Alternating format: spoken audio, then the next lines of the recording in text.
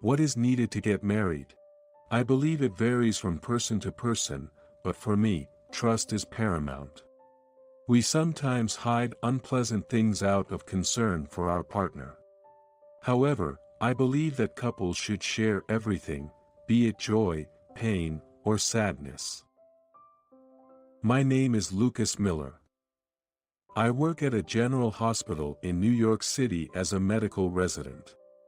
After passing my exams and graduating from college, I completed a 2-year initial residency, and now I'm in the middle of my specialized training. After giving it some thought, I decided to pursue a career in pediatrics.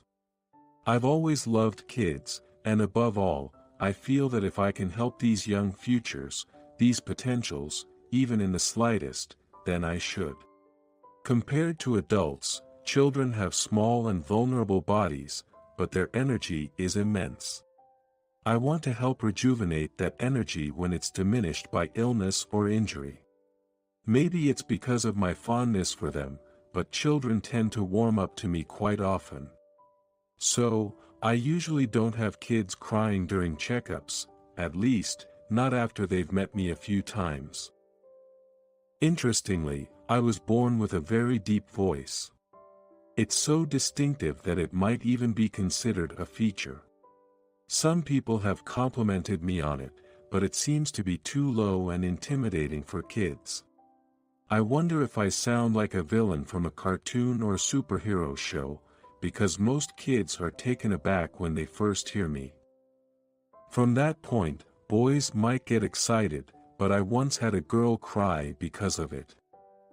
Anyway, they usually get used to it and we become friends, but of course, a good first impression is always preferable. Other than that, I'm confident that I'm cut out for pediatrics. One day, a teacher from a nearby daycare brought a child for a checkup. With kids getting injured or sick often, it's a common occurrence. However, the teacher accompanying the child that day was someone I hadn't seen before. She looked quite young, so maybe she's a rookie. I suspected the child might have a common elbow condition we see in young kids, which isn't a big deal if treated properly. As I explained this to the teacher, I noticed she seemed a bit restless. I wondered if my explanation was too complicated, but that didn't seem to be the case. She kept adjusting her glasses and seemed to be studying me intently.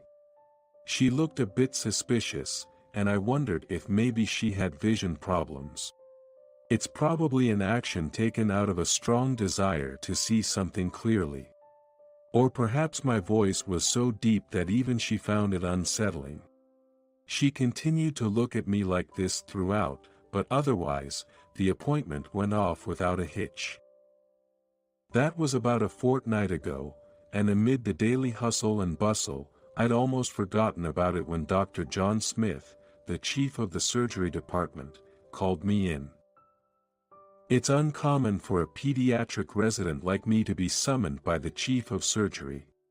While all department heads might be seen as equals, the chief of surgery kind of stands out.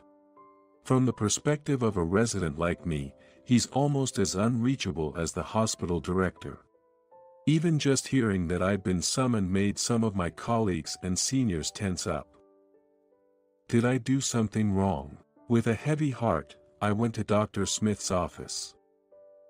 I knocked on the door, introduced myself, and was immediately invited in. You're Dr. Lucas Miller from Pediatrics. I'm John Smith from Surgery. Dr. Smith greeted me with a warm smile and motioned for me to take a seat on the couch. The atmosphere was much friendlier than I'd anticipated, and I let out a quiet sigh of relief. So, do you need something? Well, do you happen to know the CEO of Johnson Pharmaceuticals, or maybe his daughter? Dr. Smith asked with a puzzled expression. Johnson Pharmaceuticals is a major pharmaceutical company, and I'm pretty sure our hospital does a lot of business with them. I know the name, and I've had a brief chat with their sales rep, but that's about it. When I said that, Dr. Smith looked even more troubled. Well, I thought so. He murmured to himself, then turned to me. Actually, the president of Johnson Pharmaceuticals asked if you'd meet his daughter for a date. He specifically asked for you. He dropped this bombshell. Huh? A date? I was caught off guard, not expecting such a proposal. Generally, people think doctors are quite popular and have a lot of dates, but interns? Not so much. After passing all the exams and completing a specialized training, like mine, it takes a solid 5 years. There's simply no time for dating. While some might have the time, as far as I know, it's very rare. So, while I'm confident in my academic abilities, I'm not great in the romance situation. Dr. Smith must have noticed my confusion, because he tried to reassure me. Hot number, but her name is Clara, and she's really beautiful, has a good nature, and is young but a wonderful person. Then he added. However, Turns out, Clara has very poor vision, almost non-functional. But she's so adept and independent, you'd never know. So, would you at least meet her? It's a big deal for our business. I trust you. He begged. I wasn't excited about the idea, but if the head of surgery was pushing it, I didn't have much choice. Reluctantly agreeing to meet, Dr. Smith looked relieved and said he'd contact Mr. Johnson right away. Details would follow, and Dr. Smith seemed relieved, while I let out a heavy sigh. The meeting was set for 2 weeks later, in a hotel lounge. It seems like just a casual meetup for now. I went alone, and on the other side was Mr. Johnson of Johnson Pharmaceuticals and his daughter, Clara. Mr. Johnson had the commanding presence of a CEO, but a gentle face. Clara, as I'd heard, was beautiful with long, elegantly tied hair, and wearing a dress. She looked younger than I expected, just 21. Her vision issues seemed acquired, and although her eyes appeared normal, our gazes didn't meet properly. Even so, I felt I'd seen Clara somewhere before, but I couldn't place where. Despite her youth, Clara was very knowledgeable. She uses text-to-speech to read books and, of course, gets information from TV. She seemed quite informed about medicine, especially pediatric care. I found myself engrossed in conversation with her. We clicked instantly. I'd never felt this connected with someone on a first meeting. I quickly warmed up to Clara. In the end, the three of us talked for hours. It had been a while since I'd had such a good time. Thank you for today. It was truly enjoyable. Could we meet again sometime? Clara asked as we parted. Absolutely. Thank you for today. I replied. Would you mind shaking hands? She asked shyly, extending her right hand. Shaking hands felt a bit old-fashioned, but I extended my hand and we shared a firm handshake. She held my hand with both of hers, as if trying to remember the feeling. Then she let go, smiling contentedly. As I turned to leave, Mr. Johnson took my hand and whispered so Clara couldn't hear. Please make memories with Clara, so she won't forget you. What? Before I could react, Mr. Johnson continued. Can I contact you again? You two seem to get along. I'm sure you'll have a great time on your next outing. And left with Clara. What did he mean by, make memories? It sounded as if Clara didn't have much time left. I was taken aback when they specifically chose me for an arranged date, and I just stood there, watching the two of them leave. Later on, Clara and I met up and went on a few dates. We exchanged contact information, started communicating directly, and our meetups were always fun, time flying by in an instant. And every time we said our goodbyes, we always shook hands firmly as if it were some sort of ritual. It was an odd gesture, but it somehow felt like it connected Clara and me. One day, as I was leaving work and passing the reception, there was some commotion among the nurses. Turns out they had forgotten to hand over a prescription to a kid from the daycare that regularly visits. Since I was heading out and it was on my way home, I offered to deliver it. The nurse gratefully handed it over. With the prescription in hand, I headed to the daycare. Even though it was close to evening, the daycare was still filled with the lively voices of children. Some were playing tag with a few caregivers in the yard, while others sat making mud pies, all engrossed in their own worlds. I enjoyed the view for a bit before handing the prescription to a nearby caregiver. As I thought of heading back, I glanced over the yard one more time, and I couldn't believe my eyes. Clara was there in the yard. She had glasses on, but it was unmistakably her, sitting and happily chatting surrounded by several children. I knew Clara had a vision impairment and could hardly see, so was she working as a caregiver? Can she actually see? Had she been lying to me? I felt a mixture of distrust and discomfort towards her. What on earth was happening? The next time I'd see Clara was the coming weekend, for a dinner with Mr. Johnson included. I would normally look forward to seeing Clara, but not this time.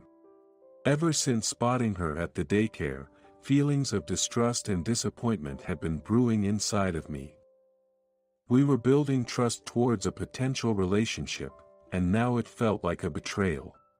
She could have just told me she worked as a caregiver. Why hide it? Did she think I was too unreliable to confide in? It hurt to think she didn't trust me. Soon, it'd be time to decide about the arranged date. But with these feelings, I doubted we could continue as we were. In spite of my conflict, the day of the dinner with Clara and Mr. Johnson has finally come. I faced Clara, my feelings unresolved. Lucas, it's been a while. Seems like you and Clara have been getting along well. Mr. Johnson remarked with a calm face. It's been about 2 months since our first meeting, and he might be expecting a decision about our future. Gathering my courage, I began. Well, there's something I need to clarify with Clara. Until that's clear, I can't think about marriage. At this, Mr. Johnson's expression turned stern, while Clara looked anxious. I thought you two were doing well. What is this about? I candidly expressed my feelings, how I felt we had a great relationship, but after seeing her at the daycare, I felt she might see me as unreliable, which deeply hurt. I believe that for a marriage to work, there should be no secrets between the couple. Do you not trust me enough to share things with me? I laid out all that was troubling me, opening up about all the unease in my heart. After a few moments of silence, Clara spoke. I'm sorry for keeping it a secret. I had to quit the caregiver job soon. That's why I couldn't tell you. My vision impairment isn't a lie. With glasses, I can see a little. She explained she was diagnosed with diabetes in middle school, leading to diabetic retinopathy. Despite all the efforts of doctors, including her father Mr. Johnson, she was told she'd eventually go blind. But as she said, with glasses, she can still see a bit. Perhaps because of this, she has exceptionally good hearing. That's why she recognized my voice so quickly. She began wearing glasses in middle school, and once, after breaking them in a fall, I had helped her.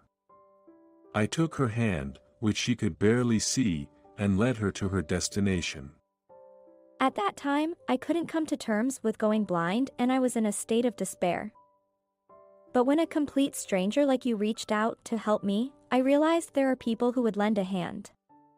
Even if I really go blind, I can still feel with my ears and hands, and maybe things won't change as much as I feared.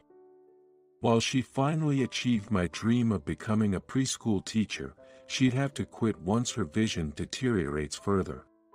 In the schoolyard, she'd use her ears to play a game where she'd guess who a child was just by their voice. Though that's about all she can manage now, she wants to keep going until she can no longer see.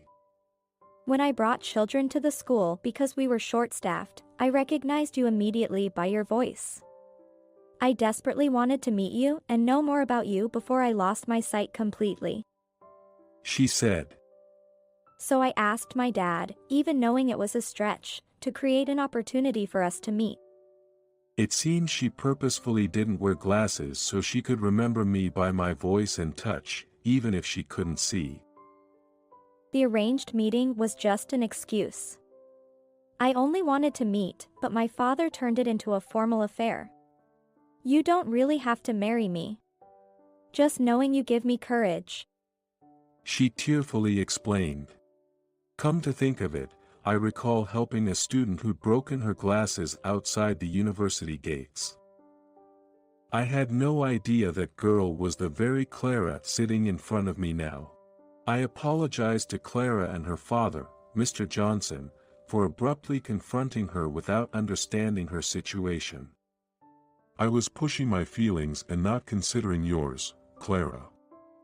I'm truly sorry. I clearly understand your feelings now. Then, I adjusted my attitude and continued speaking. With Clara saying such endearing things to me and having had feelings for her already, it was more than enough for me to make up my mind. So, if it's still possible, I'd like to continue discussing our potential engagement. Clara, would you consider me? At that, Clara's face turned bright red. Really? Lucas, will you truly be with me forever? If you're okay with it, Clara, I want to be with you always. I'm so happy. Thank you. Her face still blushed. Clara teared up again as she held my hand. Well, this is joyous. I knew this would happen. Congratulations. Mr. Johnson, who'd been quietly listening, was overjoyed as well. The dinner that night turned into an engagement celebration, with Clara's mom joining, making it a joyful meal for the four of us. 1 year passed since then. Clara and I got married 6 months ago, and now we're living a peaceful life. For now, Clara can still somewhat see when she wears her glasses and continues her job as a preschool teacher. However, it's evident that her vision has declined since before. She is slowly losing her sight. Yet, Clara remains optimistic and proactive, wanting to imprint many experiences in her mind while she can still see. She doesn't keep secrets from me and talks to me about anything, whether she's feeling down or sad. It makes me feel trusted and even more supportive at times. I adore Clara for that, and I want to be there for her, always and forever.